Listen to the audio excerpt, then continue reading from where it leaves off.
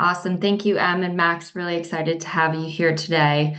It'd be great if you could just give everyone a little bit of background and kind of touch on how you started working with startups and working on their product market fit in general. And I think you might be on mute. Sorry. There we go. Good. Yeah, my background, I started in the world of marketing and got into it as all the social and digital stuff was really kicking off. So I came into agencies where everyone was talking about, press releases and advertising, but I'd grown up on like forums and news groups and communities, the sort of social internet before we got to the broadcast web. And it turned out to be an incredible time of opportunity because everything was changing. And from there, I kind of went into startups, generally continuing through the marketing side. And I found basically that what became really clear to me over the time was that to do the final bit of the chain, where you tell everyone about the thing, you need to go all the way back to the beginning of the chain and really understand the thing and kind of ask everyone about the thing and the problem you're solving and everything you're doing there. So over 10 years of running my agency, working with companies like Go Cardless and Pleo, like quite a lot of kind of complex, unsexy tech, we started to call it. Um, I just found we were going all the way back there, and then often we'd be going all the way back out, writing like blog posts and basic stuff here, when actually we were doing product work. And then that led to me. I worked in a few great VCs and got really close to a lot of founders on the more product side of things, and spent most of 2023, 24 in a new AI startup as the first product person. So that was really interesting as well. And I think there's an AI question later. But broadly, yeah, I come at it from the market side. I think it's market product fit, is a sort of tacky thing to say. But that's where I come at it from, I would say. Awesome. I love that discovery that you're going all the way back to the beginning just to, do the front facing stuff. It's so true. So when a startup is in the early stages, what's the very first thing they should think about when they're thinking about market product fit? Yeah, yeah. Well, I mean, I think it's not a new idea, but you go and you have a conversations like a journalist.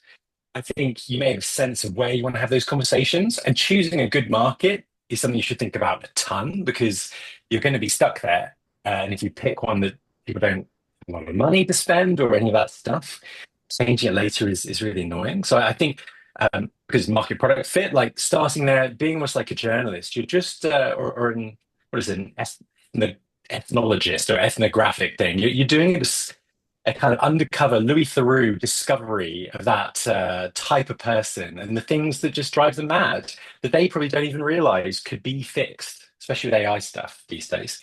And for me, it all starts with that. You're a problem hunter. And if you never find that, there's no point doing anything, which should become clear in my other answers, I think.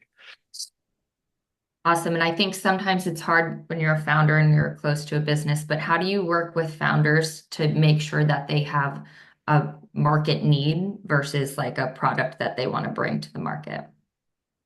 Yeah, well, I mean, it's just the only thing that matters, isn't it? Right. So some founders won't see that and they're not going to do this work and they will probably get there eventually, but it's miserable because it's a struggle. Like if you are so obsessed with the thing you think you should build, sometimes that comes through, but it's going to have to be shaped by the market regardless, which again, I don't think there's anything hopefully too shocking or kind of new in this. So, most of the time I'm not working with them if they're totally product obsessed, right? This is sort of one of the paradoxes. It's like the founders who understand this in some ways need the help less than the founders who don't even really see that this is the problem. And a lot of my background is working with quite technical founders. And for them, it's even harder because they can build whatever they want. And therefore, there's the temptation to kind of futz away on it and make it perfect and hide from actually the work that they're less practiced and less kind of familiar with. So I think in the perfect world, actually, I'm working with the founders who don't know that they need what I'm going to help them do, if you know what I mean. And kind of joining those dots is difficult, complicated. But I think the awareness is better than it's ever been in terms of the role of that market side. And actually, I think you see that even in other spaces of more mature companies where there's a lot more discussion now, something which is much bigger in America, which is the product marketing manager. So, product managers have been around quite a lot. Effectively, all product managers need to be pretty technical if they're going to work with engineers on tech companies. But it's like this thing is emerging, this kind of new old idea that, well, the product manager should also be responsible for the market and the go-to market and the message, the positioning, and those less technical elements too. And in the US, you always have both those product manager, product marketing manager. But the respect for the product marketing manager is going up and up and up as less of a brand role and more of a, find the market in product market fit. And actually, even the AI company I was at, I would often describe it as, my job is kind of everything to do with the market bit, product market fit. I'm never going to be building the product better than anyone else, but that was my job to do that.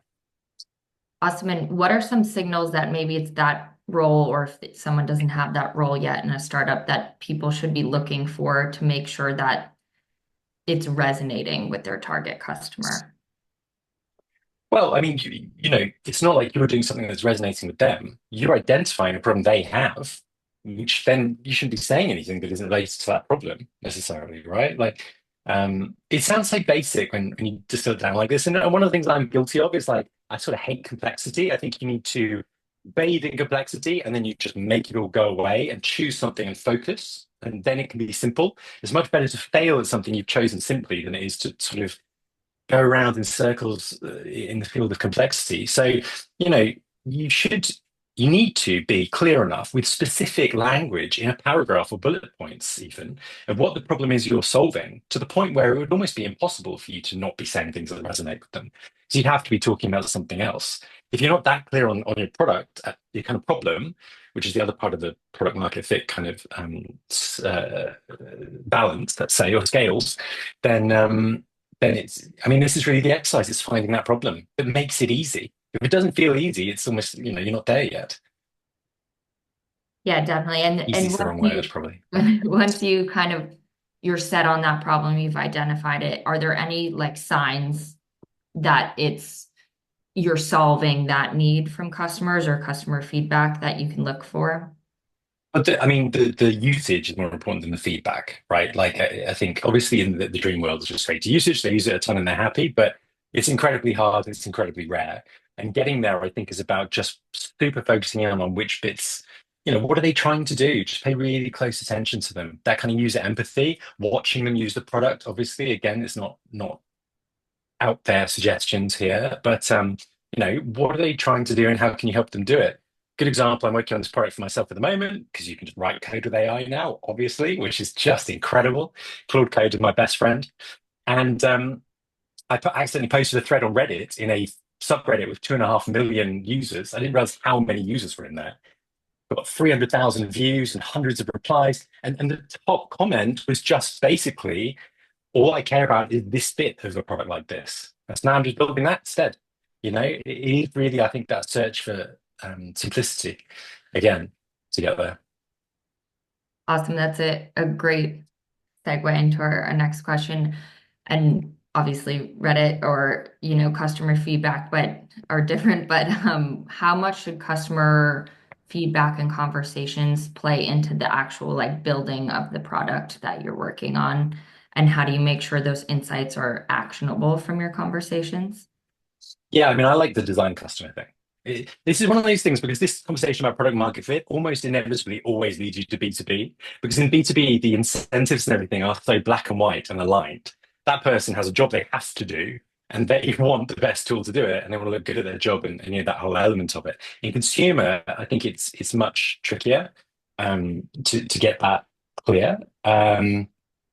But just remind me the exact question again, because I get really bad about waffling on to Just different bits.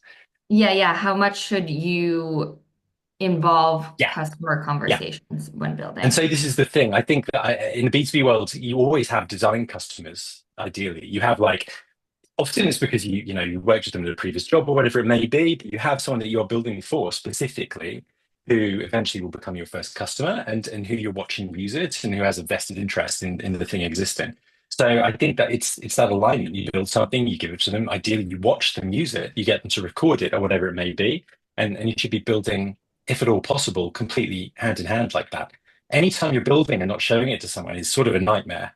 Um, because weirdly, that's the easy place to hide. Building, building, building, just perfecting this thing and going, oh, I'll just add that feature, and then it's MVP or whatever it may be.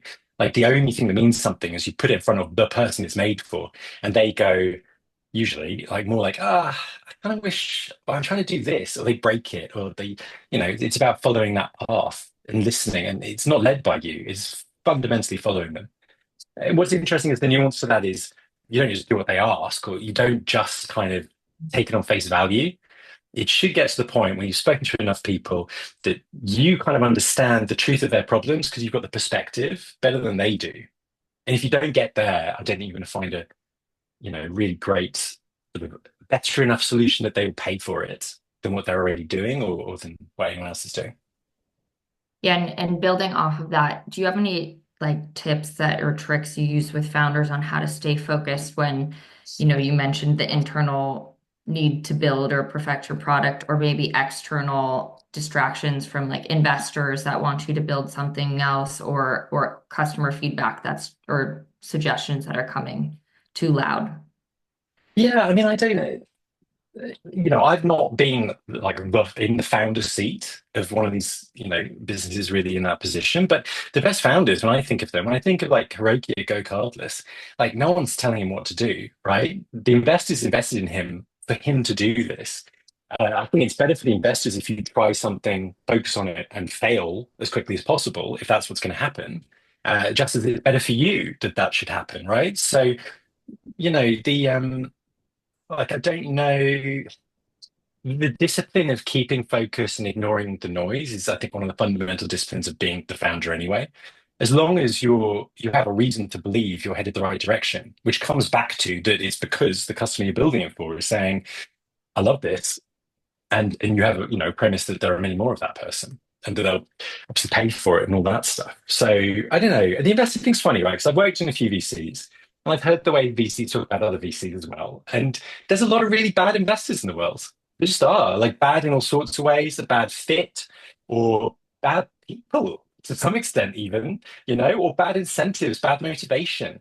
There are fewer investors you should want than many, many fewer than investors you would be better off never touching, and you'd be better off going out of business. It's a very small number of people you really want to get on the investor side.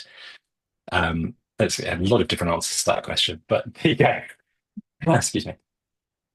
Yeah, okay. And so if a founder has, they have a problem that's resonating and there's product market fit, what really separates a startup from kind of making it if they have that, and if they have it, but some people, use messaging and positioning better than others to really get to that next level.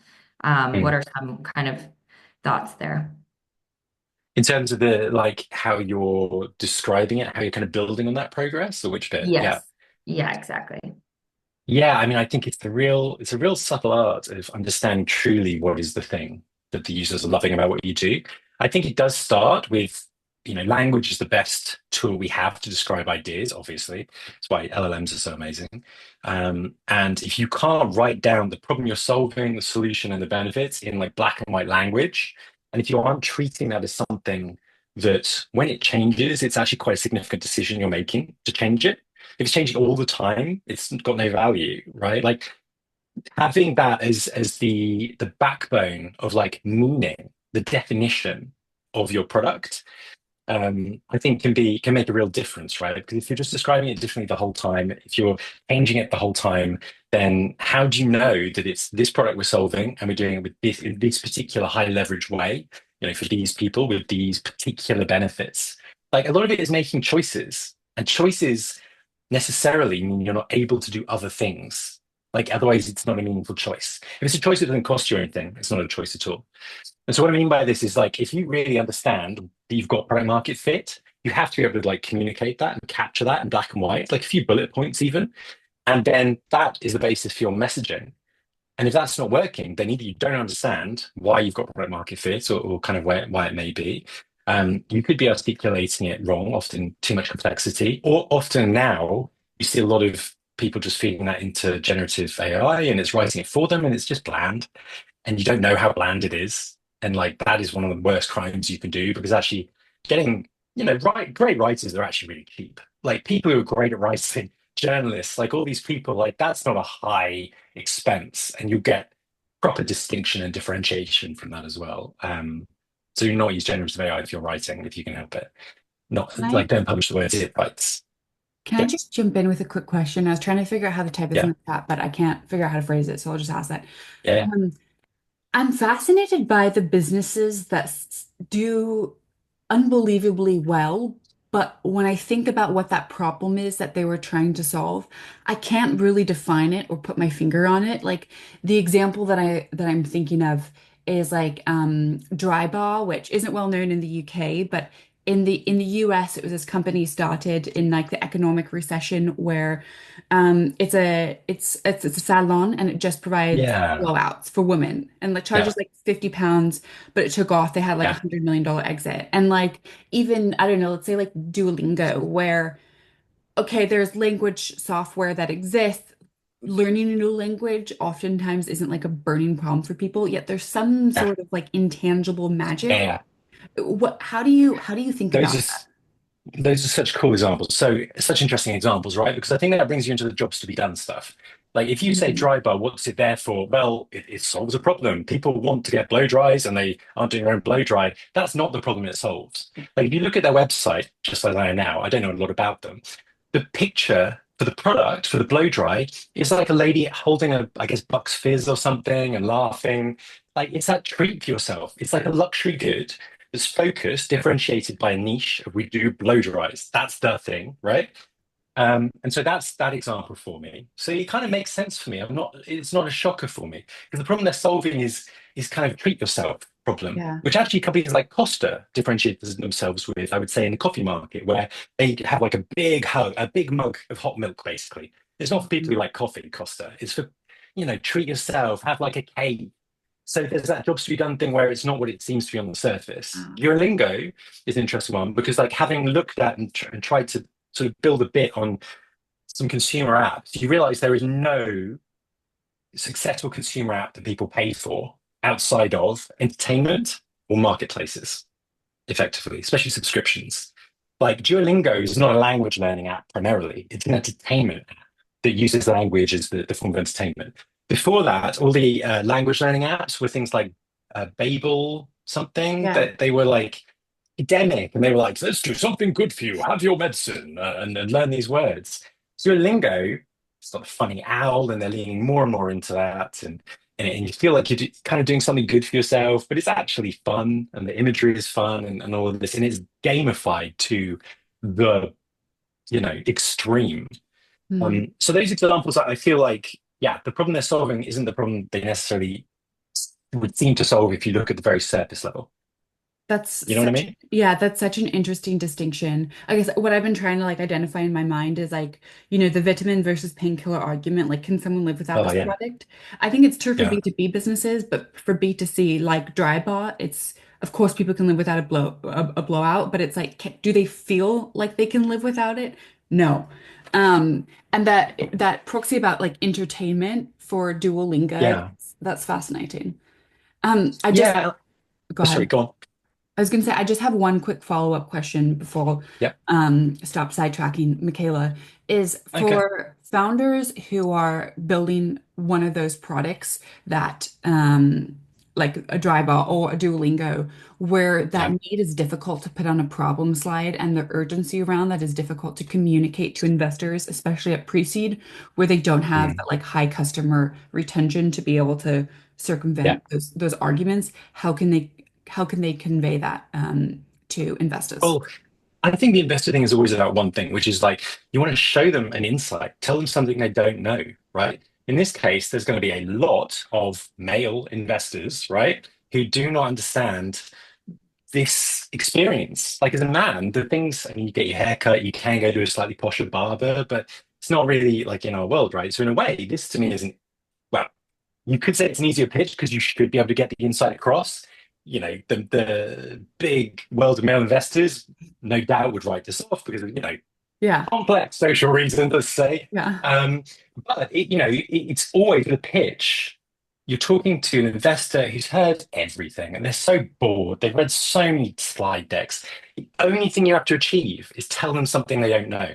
So in this case, you'd almost maybe subvert it and be like, this is like a silly thing. And then you go, and here's why it's not a silly thing. Actually, the reason people go now to the high street is not to kind of, most buying, if they want to save money, they'll do it online. The only reason you go somewhere in person now is to have some kind of experience on the high street. The high street will be full of shops that are about an experience and a feeling, not about buying things anymore.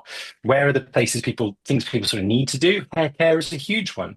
And especially, women from different backgrounds, like hair it has a real cultural complexity and in different parts of the world and all of this, right? It's an incredible market. And we're going to focus here, we can start like this, whatever, right? And every pitch, almost of any kind, to be fair, but certainly to investors, it's just about can you open their eyes to this thing? And that's really hard, but Mm. it's a lot easier if you've seen a lot of slide decks and got bored yourself. I think almost you want to get bored of slide decks. Some really good resources on the internet of this, of different investment decks and things. Don't look at like Airbnb's deck. Look at all the failed startups. Look at 100 startup slide decks and you'll get bored and that'll make you, work better and try harder. And then the last bit of it is so difficult is that one thing I've realized having worked in startups and then outside startups and worked on my own projects is like it is so hard to see the wood from the trees when you're a founder and it's your business.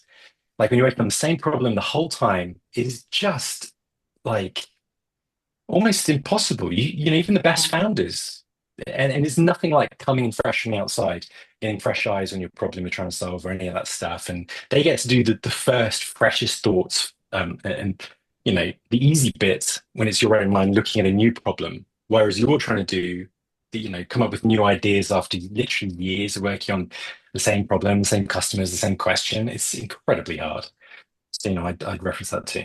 That's so fascinating that one of the companies that comes to mind that my business partner and I were fortunate to invest in is he's actually a founder that went through our program. And when we Mhm. first heard about his business, he's building a music streaming platform for South Asian classical music, which you read the Wow. into your description and you're like niche and niche and Great. Spotify are the two words that came to my mind. And then Yeah. once he shared a little bit about the market, it's a market of over 1 billion people, and people who listen to Yeah. the genre of music almost exclusively listen to this genre of music. So they're not even Great. on Spotify. And then he owns the rights to about 90% of the entire genre. And then Wow. it's like pretty much no follow-up questions. Like you're kind of an idiot not to be like, Yeah. Where do I let's have a sign? follow-up meeting. But yeah, educating about the market. That's so interesting. Okay, sorry, Michaela, back to you. No, no worries. I think a great follow-up to that, Max, is if you're a founder who hasn't nailed that messaging yet or that value prop positioning, what are some kind of lower stakes ways to test it and see the wood through the trees without bringing it to an investor or someone like that? Yeah, I mean, there's a lot of things you can do in terms of testing messages in the market, like paid ads or one of those little things, just get it in front of people. I think places like very often you'll get a free advertising budget when you sign up for an app. Like I think Reddit gives you some for free, like just sign up a few times with different email addresses, test different things. It's different though with your broader messaging to your investor messaging because they're very different messages. They're part of the same logic at the top level, but they're different. I mean, the most important one is that the insight you've discovered is effective, like with the customer, obviously, right? So it kind of goes without saying. But again, it comes back to like, in a sense, you should only get there if you've been talking to that type of person, you've discovered this thing. An interesting kind of wrinkle in this is I think more often than not, you don't end up building the thing you set out thinking you were building. I think of it in terms of its perspective and actually about altitude, meaning you kind of are on the road, you head along saying, I'm going to build an app for parrots. You then end up kind of doing your research and you see something here and you go, okay. And as you climb the hill of doing the hard work of exploring and validating this idea, you're gaining altitude. And then you can suddenly see further with that altitude. And you see that actually something you could never have seen from the road, just there, the other side of this kind of hill, that's the thing. No one has built that. No one is working on that. The customer really wants that. And that's what you want to go for. And it's people have kind of talked about this in terms of pivoting in the past, but I think it's slightly different because it's much more based on while you're exploring this thing, you discovered like that thing. And actually, that thing no one else can see because they never went and explored this thing, if you know what I mean.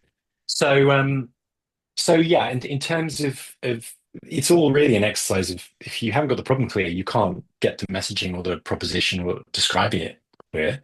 If you're struggling with that, I would go back and clarify the problem because again, it's sort of about like if it's not feeling easy, then you still need to keep doing the work of getting rid of all the complexity to leave only the thing, which is now the bet you're placing, which kind of has to be easy in some way, if you know what I mean. If it's still too complex and muddy, then it's like in that editing job of just being like, no, no, no, no, no, no, no. Yes, this is the thing we're trying. We've got a good reason why. And until you find that, it's like until you find that, it's about finding that. Put it that way. Yeah, definitely. And while founders and startups are on that journey of finding it, and maybe it's a shift from their original, what they were set out to do, when's the right time to start investing in sales and marketing, especially like when maybe people think they're heading in one direction and putting fuel into that fire, but then they start to realize like, oh, maybe we need to shift a bit. Yeah, well, I mean, to be fair, to some extent, all of this is marketing, actually. Like, marketing is one of those words that is shifted, especially around non-marketers, where you think of as brand marketing is about making noise. Like, marketing is the exercise of finding your market. If market fit is anything, it is marketing. It's the process of finding who you're building this thing for, right? So, so the investment in marketing is obviously there, but in terms of like expansion and marketing, you should only ever be you're spending money once you've found the engine that would scale up if you put more money into it, right? Like that's kind of the exercise for me. Um, Again, it sounds so simple, and it's always frustrating with this stuff sometimes because I think it can be so kind of reductionist. But if you are in product market fit by definition, you've shown it to someone in the market and they say they want it and will pay for it, then yeah, you just keep adding to that, right? Like why wouldn't you? It's sort of why the product market fit thing is so key because until you found that, the rest is sort of pointless.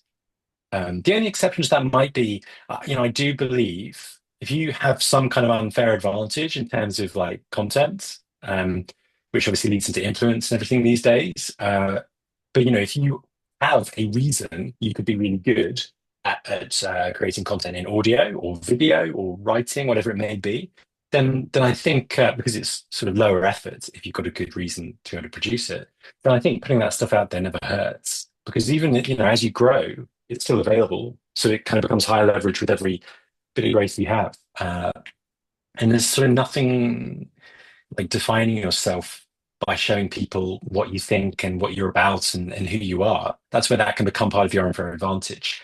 And the earlier you started it, if you have a reason you can do it easily, the better, really.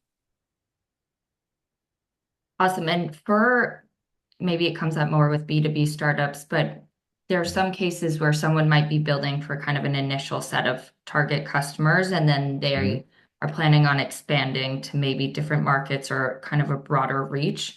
How do you guide founders on kind of building for that if their end customer may shift over time? Um, I mean, I guess the question is why? Like, why do you think that customer is shifting? And like, why do you need to shift your customer? I mean, the thing about startups is they are growth machines, right? That is the best and worst thing about them. Like, especially when you have investors, like the pressure to grow is the kind of ultimate thing. But growth is about finding like a natural and organic area where there is a need for what you're doing. You sort of can't I mean, you sort of can force growth, but it's not a thing that I really, like or love or believe in. I mean, the best growth is where you are working with this type of customer, and because you're so in touch with like what you're doing and why you're doing it and how you're doing it, or whatever it may be, you are getting that head start on those insights that other people aren't seeing that explain why you would now go to this market or try it in this way or whatever it may be. I mean, these are all just great problems to have. Like we're saying here, oh, you're doing so great with this market, you decide to pick a new market. I mean, anyone who's getting there is already doing incredibly well. More often than not, it's like this isn't really working, or this market is not going to be big enough for us. We're going to need to work out what to do instead. And that's more the truth, I think, of startup experience and life. It's like, okay, we're going to die if we keep doing this. What are we going to do instead?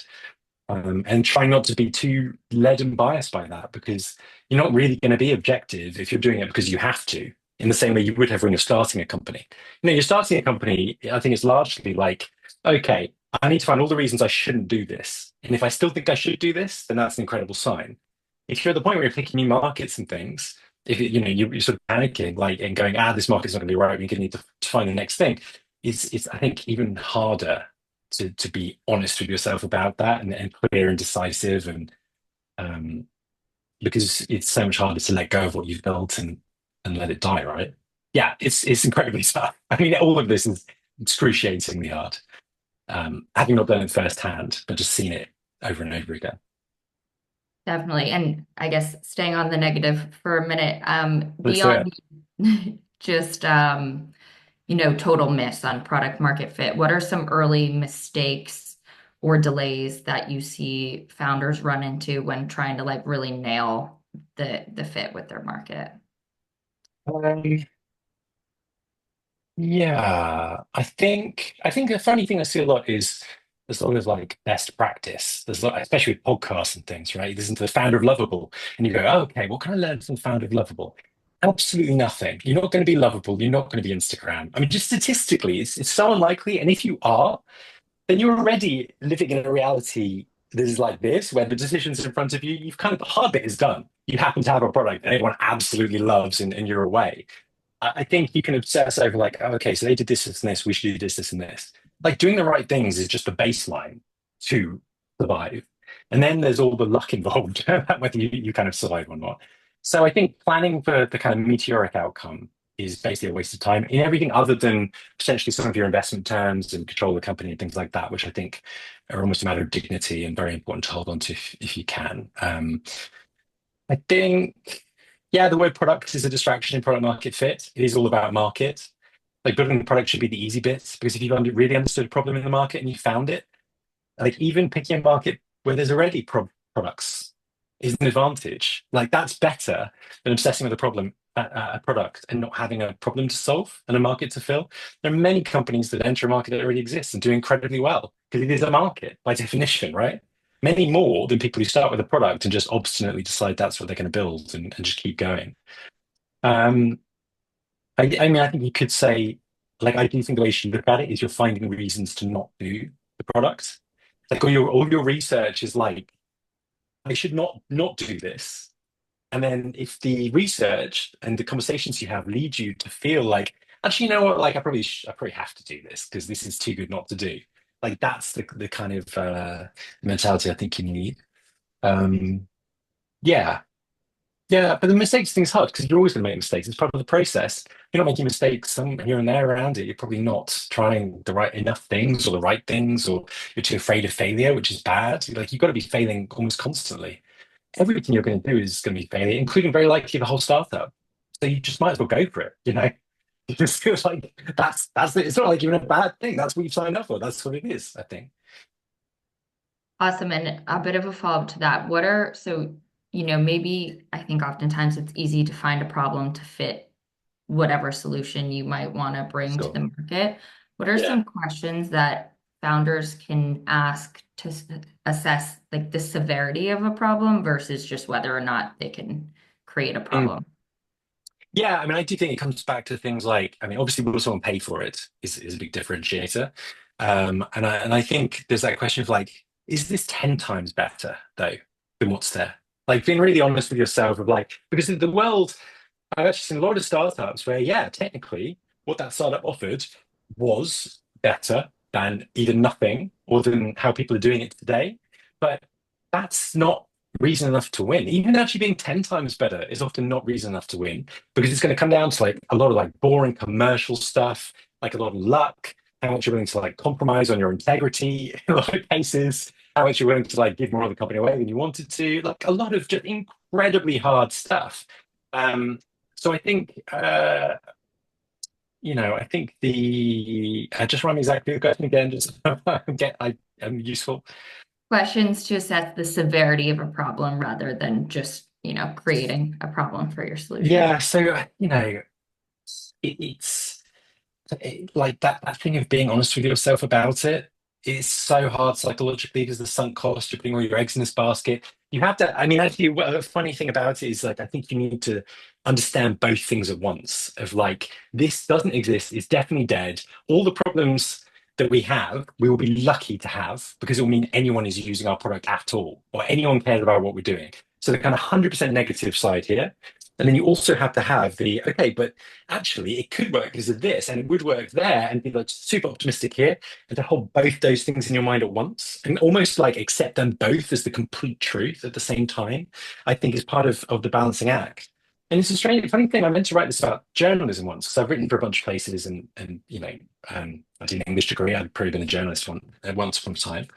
I would be so lucky. And journalism, you get the analysis of the company from people who aren't seeing the investor deck, for let's say a bigger company, aren't seeing like the 5-year plan and the new products and the roadmap and what's going to come up, right? So on the journalist side, it's very easy to be super critical and just be like, well, but why are they even doing this? You know, because they haven't got any of that visibility. And then on the flip side, inside the startup, if you're the founder, you have all that visibility, and you're like, great, so we can do this, and I'm going to do that, and I'm going to do that, and it all makes perfect sense why we're doing what we're doing because we know next year we're shipping this, and next year we're shipping that, and so it's kind of perfectly structured. And the perfect place to be is to be able to hold both those things in your mind at once, actually, and sit there and say, like, yes, there's that side to it, but also in the cold, hard light of day, everyone fails.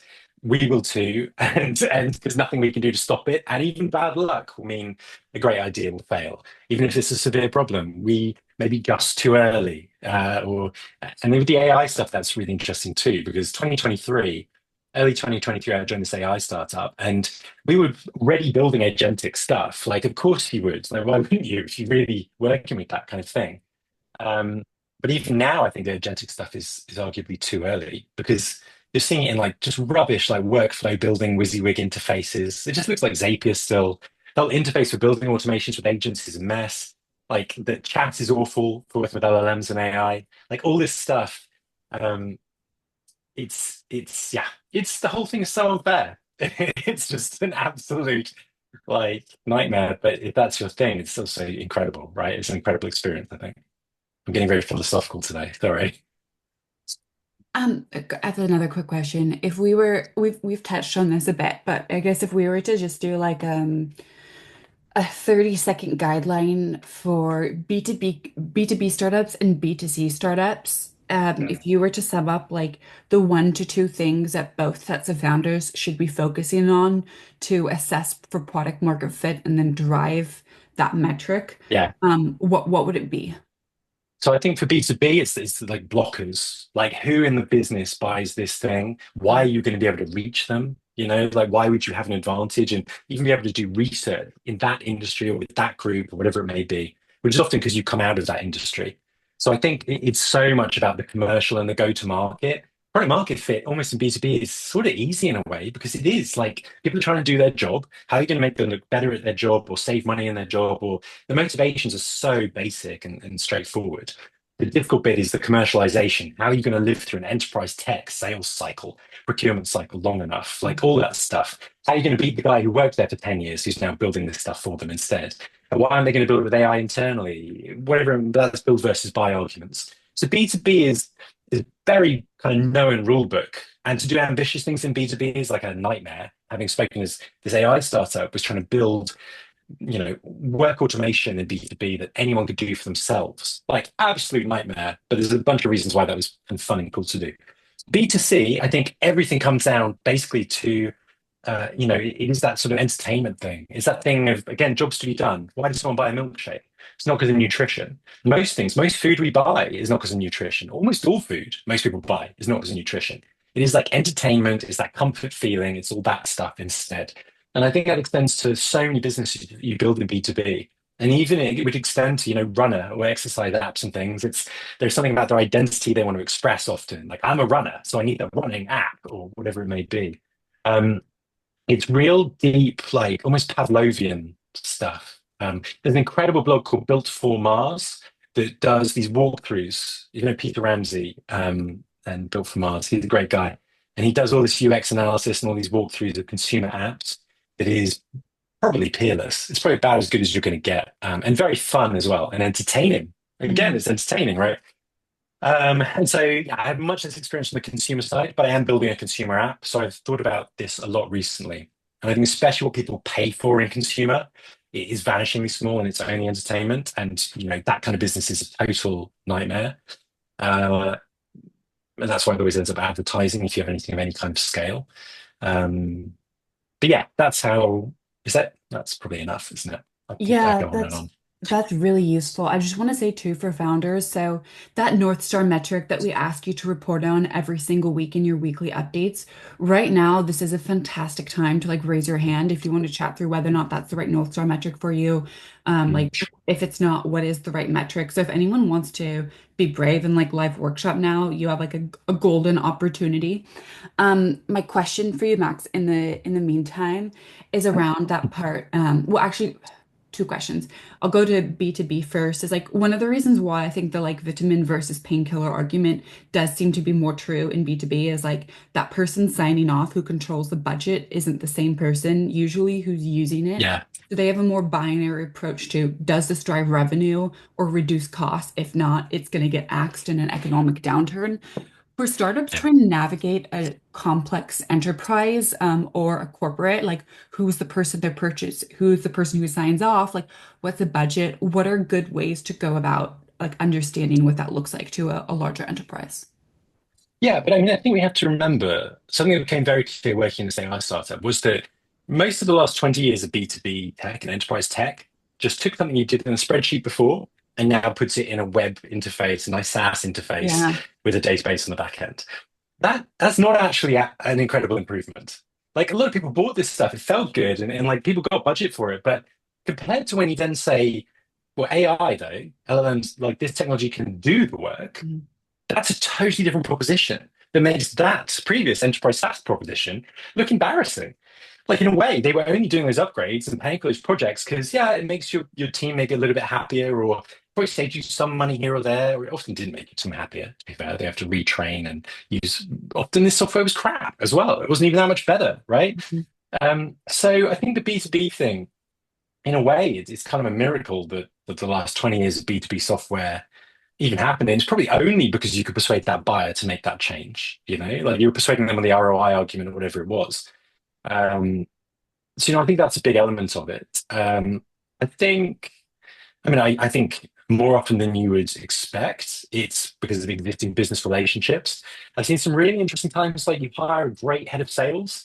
They used to work at Gartner or something, and now you've got your future. You get to your Series B, like, or, even or, whatever it may be. It's that B2B side for the last 20 years. I don't think it's been driven very much by the quality of the software. There've been a few big changes, but there's loads of B2B SaaS tools that haven't really pulled their weight. And then you look at trends like Cloudara, where they check your SaaS spend and help you get rid of the tools you're not using, right? And then paying per seat, all those problems. I think what's going to come next in the world of B2B technology is going to be like 1,000 times more interesting. But then I would say that having worked at this AI startup automating work, because that is really what they wanted. In a way, that's what they were promised. Mm. And at that startup, the founder of this AI startup was the previous founder of a multi-billion-dollar enterprise tech startup before that. So he'd been giving the pitch before, which is now true with AI. And he kind of could admit that now because he's moved on from the old enterprise SaaS company. So, it's a thing. It's funny to hear you mention Cloudara because my co-founder and I were working at this place called like Tech Hub several years Yeah, ago of before the pandemic, and course. Cloudara was one of the members there when they were like a super small team. Yeah, It's just amazing to see what they've gone on to do yeah. now. They were always good. They were, yeah, really interesting. It's great to And see what they've done. for B2C startups, you talked Yeah. about the identity that it gives to startups. Can you expand a bit more about on that? So, the identity of the user, you mean, Yeah, yeah, that yeah. kind of Sorry, I relationship. said startups because I'm used to saying startups too much. To the consumer, No, yeah, used I to bet, that. aren't we all? No, I think for me, that's part of a wider social and like cultural trend, right? Where the ways we used to identify ourselves in society used to be, I'm a good Christian, or I go to church, yeah, I go to the pub and see my friends there. You had these sort of social groups, but it was all very context specific because we didn't have the online space. I'm talking like the last 100 years Yeah. in this country, I guess, primarily. well, maybe Western. I don't know enough to be clear about that. But the point is, like, almost all of those places have disappeared and been replaced by a homogenous online space. And what happens is you end up, I think, forced into more extreme identity because you are having that context breakdown that puts you around other people with different identities, and you want to assign yourself to this group, not that group. It's why you end up with things like the republicanism in the US now, where um, basically they are against certain things because showing you're against certain things identifies you strongly with these guys. And you're not really thinking about it, and it doesn't really cost you anything to hold those views. It just really strongly identifies you with this group in a way that we're losing in society in our kind of near local lives and all this. But I'm trying to summarize this like the big thing in this little way. How that relates back to the kind of startup thing is that, yeah, if you are a runner, you're on your Instagram, you're taking photos of you like going running and stuff. Like we are expressing our identities in a much more intentional way, Mm. partly to solve this kind of problem. And therefore the apps we use kind of can become part of that too. It becomes the extension of that trend. And so I think that's why, I mean, like for me, one of the apps I'm working on is like a recipe app that builds in the LLM thing because I like cooking. One of the ways I define myself is I'm a guy who cooks. Not too crazy. Some people take it really far, but that's my thing. It's not running, And so for me, I'm therefore a market like cooking app for an identity reason, not like a practical reason. And so then I'm going to spend more on the apps I do buy because it's like who I am, It's not just something I need to solve a job for me. It's like, and this is what I mean, I put it alongside the entertainment need. The identity need is big, and all of these are much bigger than what would it be? Well, as I take an example, bigger than, I need to get the boiler serviced on a regular basis, and I need an app to contact the person to service the boiler or something. That's practical and boring. Like, no one's going to pay for that effectively because it doesn't do the identity thing and it doesn't do the entertainment thing. And people don't really pay for other things, marketplaces aside. These There you go. That's a big answer. No, this is so helpful. These buckets that you mentioned, like identity and entertainment, like they're just Yeah. not naturally buckets or groups that I view things in or that I hear people Yeah. Yeah. talking about how to phrase. I might be wrong. So No, take it I, with a I pinch love of I salt. love this like heuristic. Are there other buckets that you think of in these lines? Like I'm just thinking of all the sort of different options that would be available for startups to categorize themselves in. Yeah. I mean, it's difficult because I like simplicity. Part of my thing has always been like take it all and at least find something semi-true in there. No, I mean, how I ended up there was I was building an app that was a utility for helping, manage your house. You buy a property, it's a pain. You've got to get the gutters cleaned, chimney sweep, blah, blah, blah, whatever, right? But it's so boring and no one wants to think about it anyway. And if you compare that to then, this is particularly in the world of like apps, if you're selling apps with a subscription, no one ever buys through a subscription for any app except for entertainment. And like one of these identity things like running or Duolingo, it could be, that's also entertainment, whatever it may be. Um, because you take an example like there's a great utility called Flighty that helps you track a flight that you're taking, and it'll tell you if it's delayed, it'll tell you what gate it's at, it'll tell you all this stuff. Seems to be an example of, it's a handy utility that helps me do a sensible thing.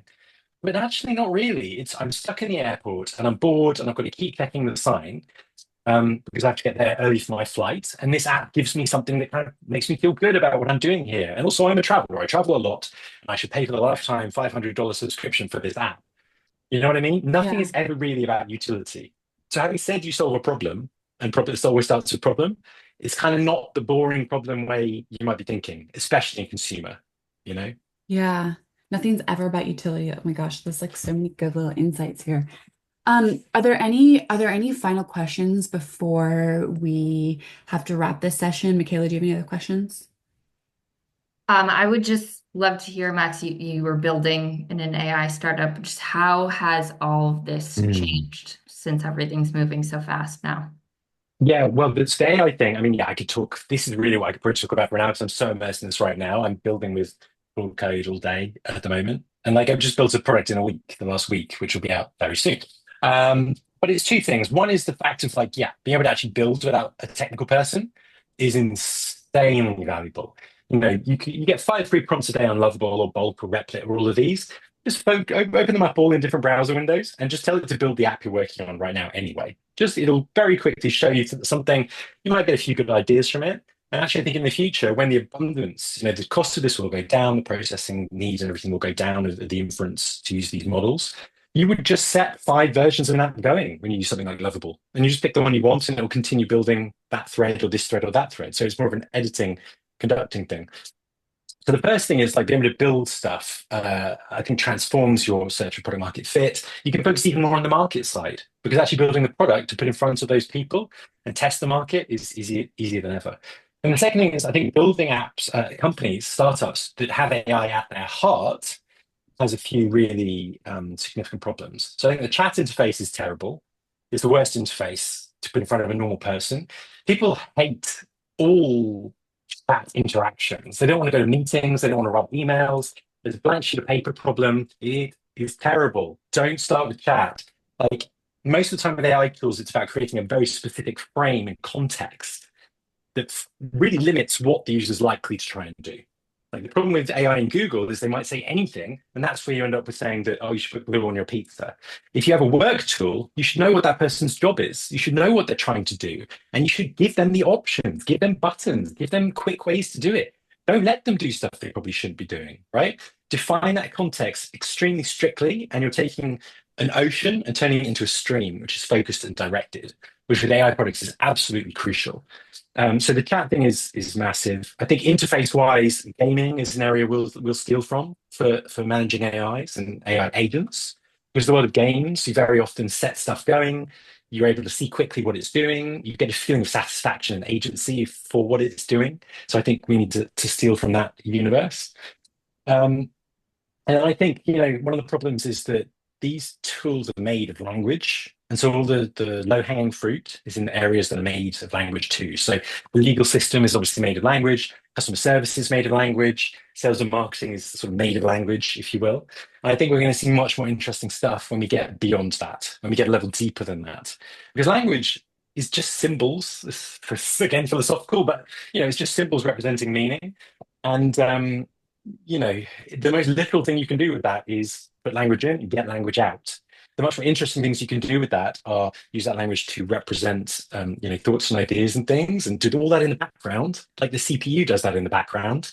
And actually, what's going in and out is completely different for the use case and what the user's doing. So yeah, it was. I mean, the other big thing was that it was in B2B, and it was your product and product market fit instinct is find a specific customer to build this for.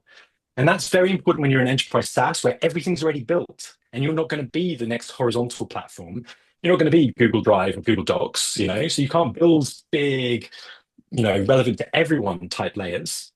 But actually, if you're starting in an AI, those things don't exist yet. And so there is some argument to say that when you're here, the best practice is already done. All the space is already taken. Competing anywhere is a nightmare. Find a niche. But when you're starting in what could literally be the beginning of the next, internet phase or even like CPU level phase of technology, you can be much more ambitious. I think the niche stuff is in some way less important, not unimportant. But there's a bigger argument to build horizontal things and be ambitious and have these big, hairy, audacious goals again. And I kind of go back and forth on that because it's yet to be proven. And my gut instinct was the opposite of that. But I think it's interesting how the AI phase is forcing people to reconsider some of the assumptions we've had in the very static phase that we've been in the very kind of everything's been done, we know how to do it, do the lean startup methodology, whatever phase. This is a new phase. Um, and yeah, very hard to know which bits will stay true and which will change. But I think it's important to be considering it more than usual.